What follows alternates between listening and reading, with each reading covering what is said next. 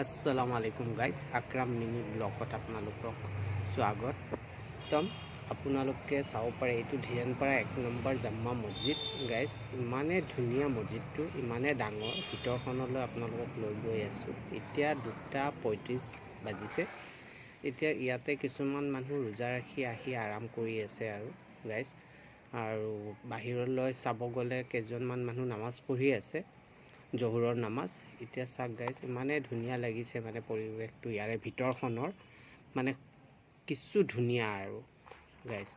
মই এইটো মোৰ ফালৰ পৰা আপোনালোকক চালাম জনালোঁ, গ্ৰহণ কৰিব। আৰু এতিয়া হৈ গ'ল আপোনাৰ 2:40 মান হৈ গ'ল। এতিয়া গৈ মেলি তেওঁলোকে নামাজ পঢ়াৰ পিছত এতিয়া মই ইয়াতে থাকি আছৰৰ নামাজৰ এয়া কৰিলোঁ। চাওকচোন গাইজ, আছৰৰ নামাজৰ সময়ত ইমানেই ভিৰ হ'ল মছজিদৰ ভিতৰত, মানে আপোনাক দেখাব বিচাৰিছিলোঁ, সেইটো কাৰণে চাই লওক গাইজ। বহুত ধুনীয়া মানে মছজিদটোৰ ভিতৰখন, আপোনালোকে চাব পাৰে আহি ইয়াতে নামাজ পঢ়ি।